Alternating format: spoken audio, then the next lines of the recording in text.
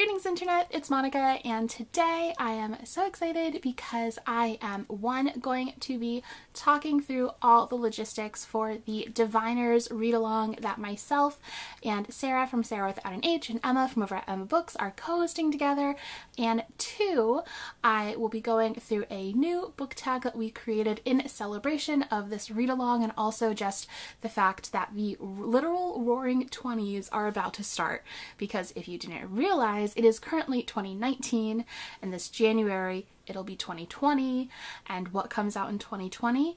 The fourth Diviners book, and also 2020 is basically the new roaring 20s from the 1920s, 100 years later.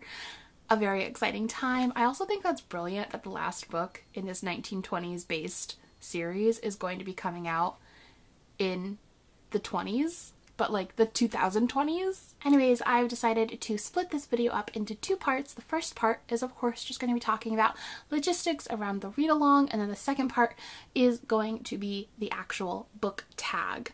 So let's jump into read-along details. So we've titled our read-along The Diviners Club, basically playing off of all of the different clubs that the characters in the Diviners series go to, and just all the famous clubs like the Cotton Club, etc.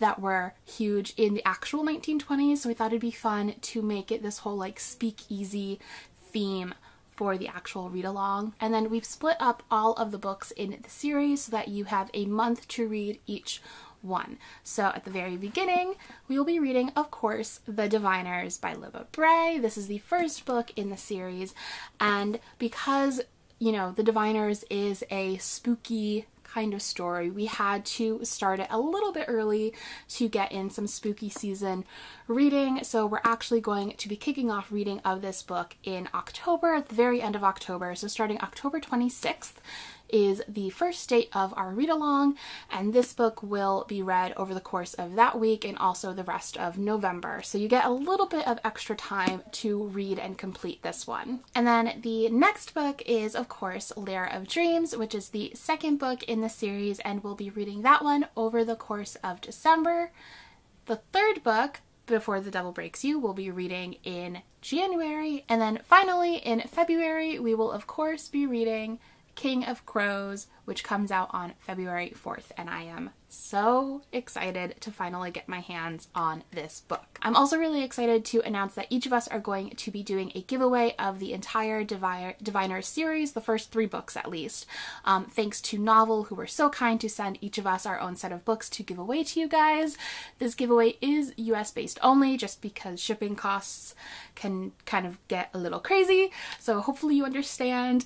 But if you would like to enter that, basically all you have to do is be following each of us here on YouTube, and then go to the Rafflecopter link that I have linked in the description box below, and there you can go through all the different steps to either enter just once, or you can do like, there are like other things that you could do basically to get multiple entries, and then of course you can enter in each of our giveaways to triple your chances of possibly winning. So yeah, I'm really excited to be able to do that giveaway for you guys, and also just to read The Diviners with people, because this has been one of my favorite series that I've ever read in my entire life. I think it is so brilliant and thoughtful.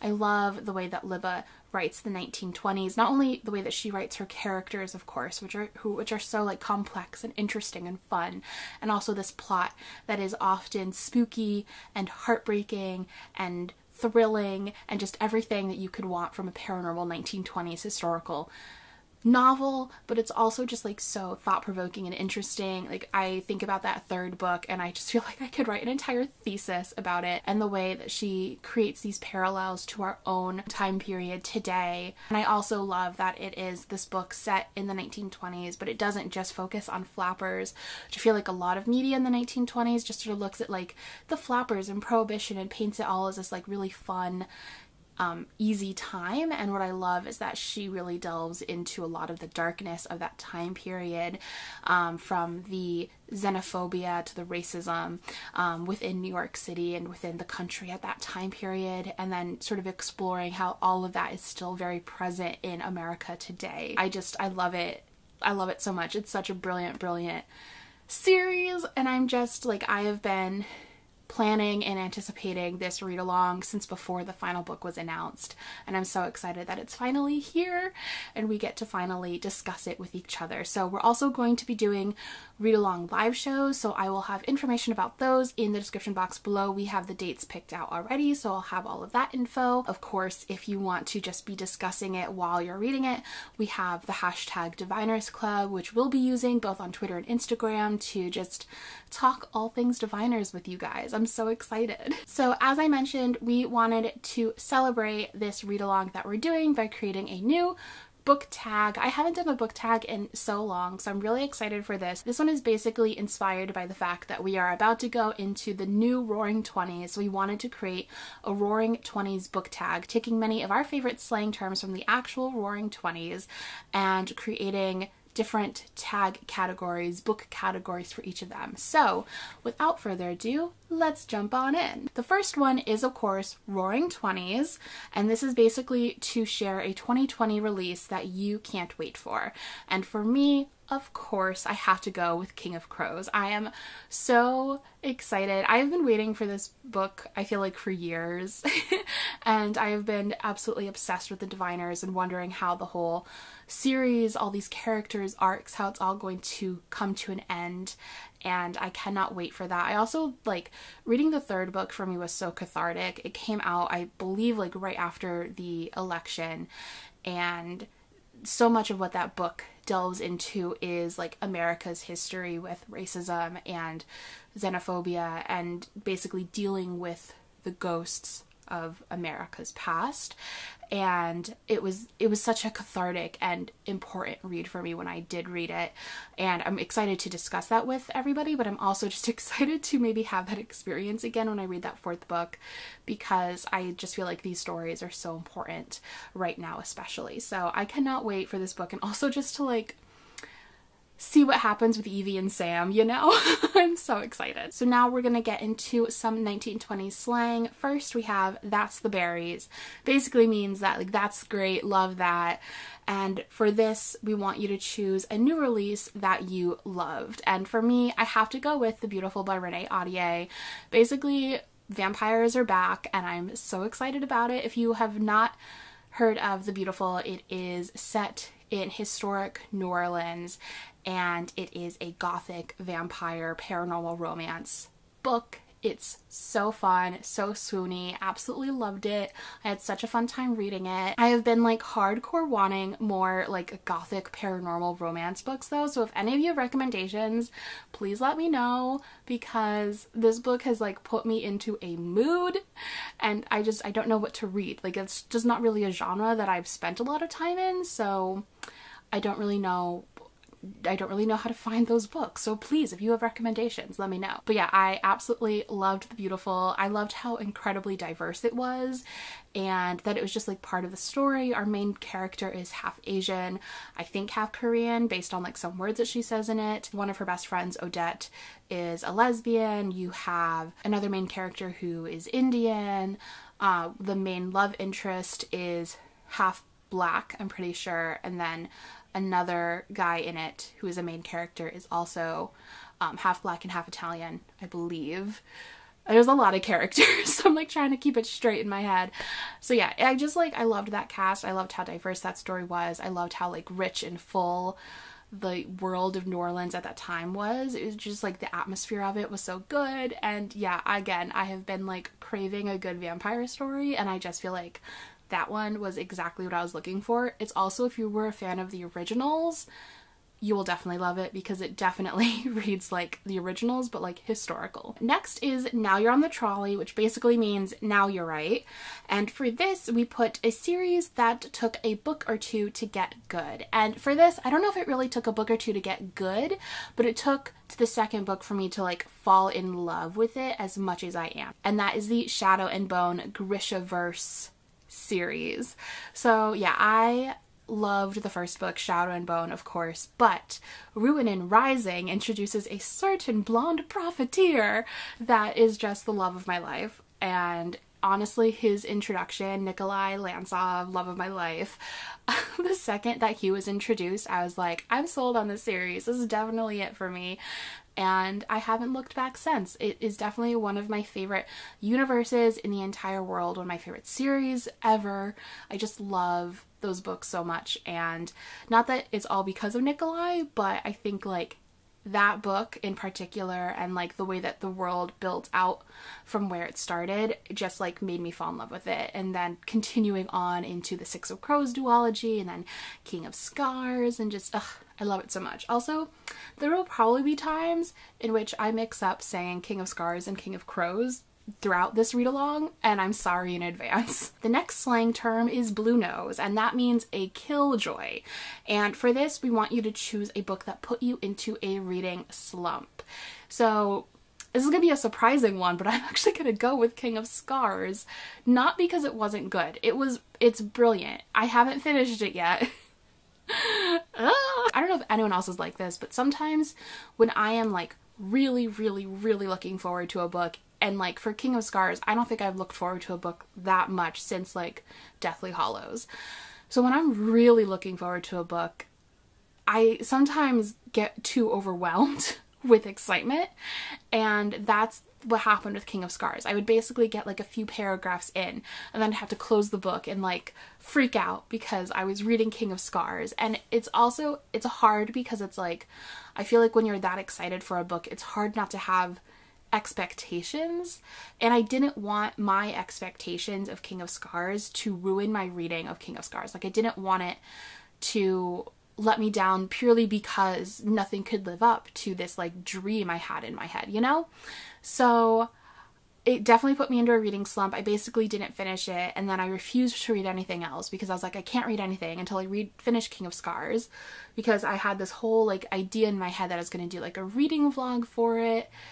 Anyways, clearly that didn't happen. Eventually I had to be honest with myself that I just needed to take a break from it and come back to it when I wasn't like so like hyper absorbed in my expectations for the series, and I'm really glad that I did that. So I'm planning on reading it once I finish this book right here, Wayward Son. Once I finish that, then I am going to go in and finish King of Scars and finally be able to like talk about that book, because I do want to be able to like discuss it with people, and I haven't been able to yet because I haven't finished it yet. So that's my plan. Hold me to it. Then we have Hotsy Totsy, which is basically an attractive person. And for this, we want you to choose a book with a beautiful cover. And I'm actually going to go with Wayward Son. And basically all of Kevin Wada's illustrations for the Simon and Baz world. I love Kevin Wada's work, all of his illustrations. I just think they're so, like, his work is just so beautiful, and I love illustrated covers. And yeah, I just absolutely adore everything that they did for this book. It's also like really beautiful under the jacket. I love some foil, so I was really into that. So this is kind of like a strange pick for me, I feel like, but I've just been really in love with all of Kevin Wada's work for all of the different editions of Wayward Son, and then also of course the Carry On paperback and the new book, the third book in this series that they just announced, Anywhere the Wind Blows. Love that illustration too, so I'm a huge fan of that. I love just like seeing these artists work who I already love, and like seeing them interpret these characters that I also love. I think that's amazing. So that's definitely a cover choice that I am like a big fan of. I'd also say the very first original Diviners book is definitely still one of my top 5 favorite covers of all time ever. Like, it's just so beautiful. I'll put like a photo of it here. Number 6 is Let's Blouse. Basically, let's get out of here. Let's blow this popsicle stand, that kind of thing. And this is a book that you DNF'd. And for this might be a controversial revelation, but I DNF'd Starless Sea by Erin Morgenstern, which isn't even out yet. And I didn't DNF it for the reasons that you might think. I feel like people usually say like, oh, I DNF'd something, and they equate that to like, I didn't like it. And for me, sometimes that's why I DNF things. Like, sometimes I'm just like, you know what, this book and we're not jiving, I'm gonna put it down. But then half the time I DNF things because I just know that I am not in the mindset to read that book at that time, or because I know I want to read it in a different format. This happens to me a lot with advanced copies. So for Starless Sea, I had an arc of it, an advanced copy of it that I borrowed from a friend, and one, I knew that I was taking forever with it and I kind of wanted to pass it along so someone who was going to actually read it quickly could get to it. And two, I just sort of knew that I wanted to read it via audiobook, like just the way that it's written. I was like, this would be such an amazing audio experience. So I decided to put it down and to come back to it once it was actually published so that I could just buy the audiobook and listen to it that way. And I'm really happy that I made that decision. I'm so excited to see what they do with that audiobook, who they get to narrate it. I know for The Night Circus, Jim Dale narrates it, so I'm hopeful that they get someone good for Starless Sea. And also I'm just really excited to get my finished copy of the book because it just looks absolutely beautiful, especially the UK edition, which is the edition that I will be getting. And then lastly, our 7th category is zoozled, which is basically being drunk. And for this, we wanted to choose a book that caused an epic book hangover. So if you're not familiar with the term book hangover, I found this handy little graphic that someone made that says that a book hangover is basically that moment when you finish a book, look around, and realize that everyone is just carrying on with their lives as though you didn't experience emotional trauma at the hands of a paperback, which is basically what a book hangover is. It's like that, but for sometimes days, weeks, where you're just sort of like going around the world and you're like, how are you all just existing right now when this book exists, you know? So for me, a book that caused that is definitely Before the Devil Breaks You by Libba Bray. That is the 3rd book in the Diviners series, the last book that came out. And for me, like what I had talked about earlier, it was so impactful and everything that it was discussing about our world, and then just everything that it did with the characters everywhere, like all like the ways that she took the characters and all their different arcs was just so heartbreaking and beautiful and exciting. And just when I remember finishing that book and just being like, how is everybody not like freaking out and reading this book and dying with me together, because I am just distraught. And I feel like I've been in that book hangover for years waiting for this 4th book to finally cure me. So I'm so excited for that. So excited to read this entire series with you guys and just discuss it. So again, be sure to catch us during our live shows. Be sure to use the hashtag if you want to discuss with us on Twitter or Instagram. And then lastly, if you are in the US and you would like to get your own copies of the first 3 books in the series, be sure to enter each of our giveaways for that. And I'm so excited to read the Diviners with you guys. So yeah, thanks so much for watching, and I'll talk to you next time. Bye!